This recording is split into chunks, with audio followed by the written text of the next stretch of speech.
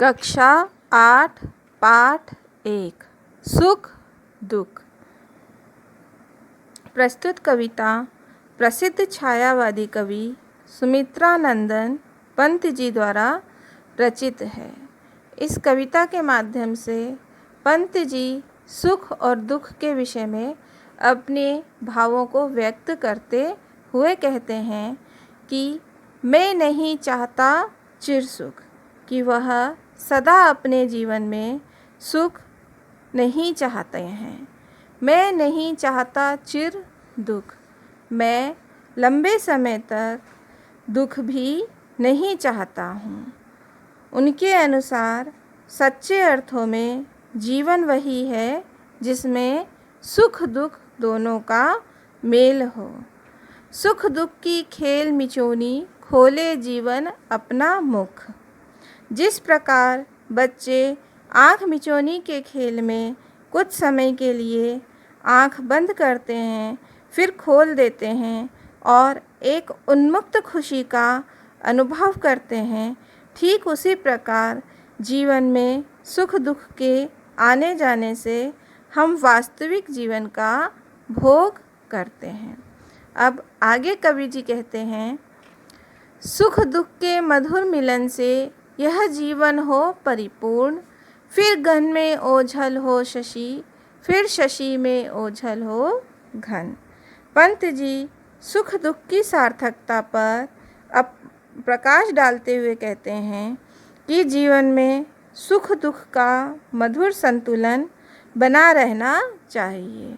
जिस प्रकार चंद्रमा बादलों में कभी अदृश्य हो जाता है तो कभी चांदनी से बादलों को अदृश्य कर देता है और यह दृश्य बड़ा ही मनोहारी होता है, उसी प्रकार हमारे जीवन में सुख दुख आते जाते रहते हैं और जब दुख के बाद सुख आता है तो हमें अत्यंत संतोष की प्राप्ति होती है।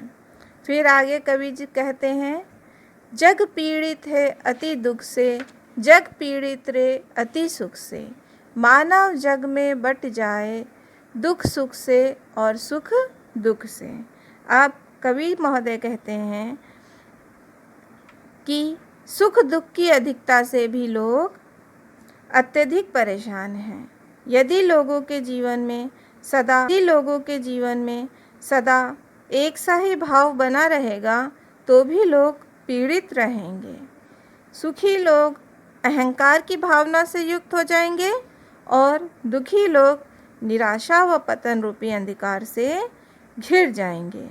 इस प्रकार संपूर्ण मानव जाति अमीरी गरीबी रूपी भेदभाव की भावना से ग्रसित हो जाएगी और समाज का संतुलन बिगड़ जाएगा।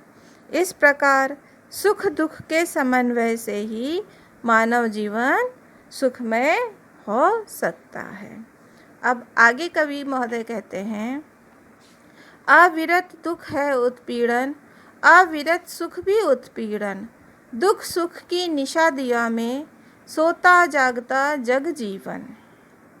प्रस्तुत पंक्तियों में कवि ने सुख दुख की निरर्थकता पर अपने विचार प्रकट करते हुए कहा है कि यदि जीवन में लगातार सुख या दुख बना हुआ है तो भी दोनों ही पीड़ा का कारण है। इसलिए सुख दुख दोनों का अनुभव जीवन के लिए जरूरी है। जिस प्रकार रात्रि के बाद दिन होता है तो यह मानव जीवन में नव जीवन का संचार करता है, उसी प्रकार दुख के बाद सुख मनुष्य को आशा रूपी उजाले की ओर अर्थात सफलता की ओर अग्रसर करता है। अब आगे कवि महोदय अपने विचारों को व्यक्त करते हुए कहते हैं कि यह सांझ उषा का आंगन, आलिंगन विरह मिलन का, चिरहास अश्रुमय आनंद रे इस मानव जीवन का। मानव जीवन में हंसी और रुलाई दोनों सदा रहते हैं। जैसे सवेरा होता है फिर शाम होती है, फिर सवेरा होता है। वैसे ही जीवन में सुख मिलते हैं, फिर दुख, फिर सुख। इस प्रकार सुख दुख में हंसते रोते मानव जीवन आगे बढ़ता रहता है और वास्तविक रूप में भी सुख की हंसी और दुख की रुलाई दोनों ही मानव जीवन के लिए अनिवार्य है। इस प्रकार प्रस्तुत कविता के माध्यम से कविवर महोदय ने हमें यह समझाने का प्रयास किया है कि सुख या दुख दोनों की ही अधिकता हमारे लिए कष्टदायी होती है और जीवन में सुख दुख आने से हमारे जीवन में आशा रूपी भावना का संचार होता है। अब यहीं पे हमारा पाठ समाप्त होता है। पाठ के अभ्यास कार्य एवं लेखक परिचय के विषय में हम अपने अगले वीडियो में परिचर्चा करेंगे। गुड मॉर्निंग बच्चों, शुभ प्रभात। बताइए कैसी चल रही हैं आपकी छुट्टियां? मज़ेदार? बहुत बढ़िया।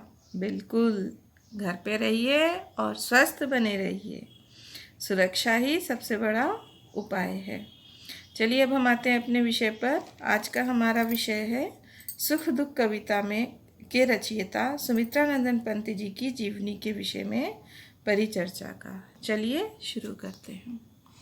जब भी हम किसी भी लेखक या कवि का जीवन परिचय लिखते हैं तो सबसे पहले हम लेखक या कवि का नाम लिखेंगे। तो यहाँ हम पंत जी के विषय में बात कर रहे हैं तो सबसे पहले हम उनका नाम लिख देंगे।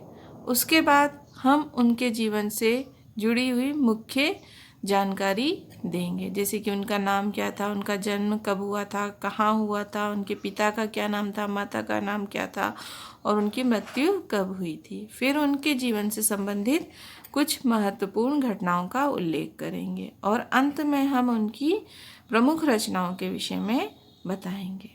तो यहाँ पे पंत जी हैं। इनका वास्तविक नाम गोसाई दत्त था, लेकिन इनको अपना नाम पसंद नहीं था, इसलिए उन्होंने अपना नाम सुमित्रानंदन पंत रख लिया। अर्थात उन्होंने अपने इस सुमित्रानंदन पंत के नाम से अपनी रचनाओं को लिखा। उनका जन्म 20 मई 1900 में हुआ था। स्थान अल्मोड़ा जिले के कोसानी गांव में, जो कि अब वर्तमान समय में उत्तराखंड में है। पिता का नाम उनका श्री गंगादत्त पंत था। माता का नाम श्रीमती सरस्वती देवी था। मृत्यु 28 दिसंबर 1977 में हुई थी। हिंदी साहित्य के इतिहास में पंत जी का अमूल्य योगदान रहा है। पंत जी ने प्रारंभिक शिक्षा अल्मोड़ा से पूरी की। स्नातक की शिक्षा के लिए उन्होंने इलाहाबाद यूनिवर्सिटी में दाखिला लिया।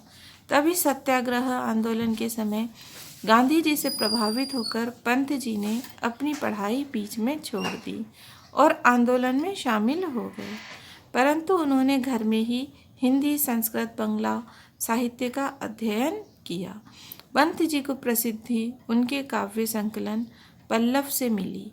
इन्होंने रूपाभ नामक मासिक पत्रिका का भी संचालन किया। हिंदी साहित्य में इनके योगदान को देखते हुए भारत सरकार द्वारा इन्हें पद्म भूषण व ज्ञानपीठ पुरस्कार से भी सम्मानित किया गया। प्रमुख रचनाएं, यद्यपि इन्होंने कई सारी रचनाएं लिखी हैं, लेकिन हम यहाँ पर कुछ मुख्य रचनाओं का उल्लेख करेंगे, जैसे चिदंबरा, स्वर्णधूलि, युगांत आदि। इस प्रकार हमारा लेखक परिचय पूर्ण होता है। इसके साथ ही हम क्या करेंगे, बाजार में से एक लेखक के चित्रों का एक चार्ट लेंगे, जिसमें कई सारे लेखक के चित्र होंगे और जिस भी लेखक या कवि का विषय में हम बताना चाहते हैं उनके चित्र को हम एक तरफ या पेज के दूसरी साइड में उसको पेस्ट कर देंगे। तो इस तरह उनके जीवन का परिचय हम देंगे। हम अपने अगले वीडियो में प्रश्नोत्तर के विषय में परिचर्चा करेंगे। गुड मॉर्निंग बच्चों, आज से फिर हम अपने अगले अभ्यास कार्य पर आ गए हैं। हमारा अभ्यास कार्य है प्रश्न उत्तर। तो जब भी हम प्रश्न उत्तर करते हैं तो सबसे पहले हम उसके निर्देश को लिखते हैं। जैसे कि मैंने यहाँ पे लिखा हुआ है, प्रश्न 1, निम्नलिखित प्रश्नों के उत्तर लिखिए। उसके बाद हम प्रश्न 1 लिखेंगे और उस प्रश्न को लिख देंगे, जीवन में सुख दुख की खेल मिचोनी क्यों ज़रूरी है।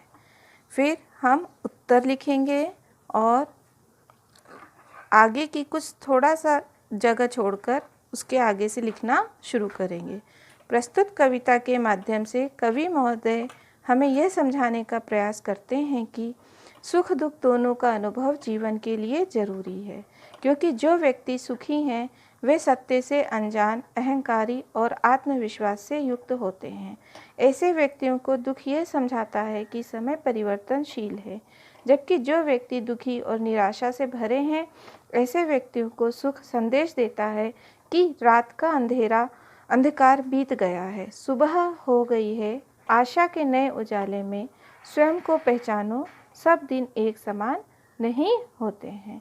इस प्रकार जब हमारा पूरा उत्तर हो जाएगा तो हम एक लाइन छोड़कर उसके नीचे से एक लाइन ड्रॉ करेंगे और फिर एक लाइन छोड़ देंगे, ताकि यह स्पष्ट रूप से पता चल सके कि दूसरा प्रश्न हमारा कहाँ से शुरू हुआ है। अब प्रश्न संख्या 2, कवि ने सुख दुख की तुलना किस से की है। तो हमें ये बताना है कि यहाँ पर कवि ने किस किस चीज़ों से सुख दुख की तुलना की है। प्रस्तुत कविता में कवि ने सुख की तुलना शशि, दिवा और उषा से की है, जबकि घन, निशा और सांझ से की है।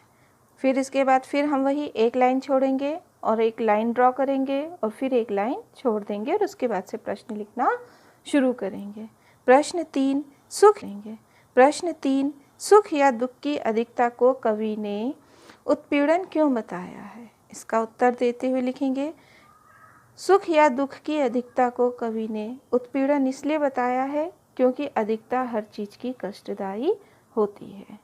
प्रश्न 4, जीवन में सुख दुख का संतुलन क्यों आवश्यक है। उत्तर कुछ थोड़ी जगह छोड़कर लिखना शुरू करेंगे। जीवन में सुख दुख का संतुलन इसलिए आवश्यक है क्योंकि किसी व्यक्ति के जीवन में यदि सुख की अधिकता होगी तो वह व्यक्ति अहंकारी हो जाएगा, और यदि किसी व्यक्ति के जीवन में दुख की अधिकता होगी तो वह व्यक्ति निराशावादी हो जाएगा। इस प्रकार दोनों ही परिस्थिति में समाज का संतुलन बिगड़ जाएगा। अतः मानव सुखमय बनाने के लिए सुख दुख का संतुलन आवश्यक है। प्रश्न 5, कवि ने मानव जीवन का क्या उद्देश्य बताया है। कवि ने मानव जीवन का उद्देश्य बताया है कि सुख दुख एक सिक्के के दो पहलू के समान हैं, इसलिए दोनों को ही स्वीकार करना चाहिए। यही मानव जीवन की वास्तविकता है। इसी प्रकार हम यहाँ पर लाइन को ड्रॉ कर देंगे और पाठ का समापन कर देंगे, लेकिन समापन करते समय हमें कॉपी में किसी प्रकार का दी एंड या फूल पत्ती का प्रयोग नहीं करना है, केवल बस लाइन ड्रॉ कर देनी है और अगले पेज से हमें प्रश्न पाठ 2 को अंकित करना है।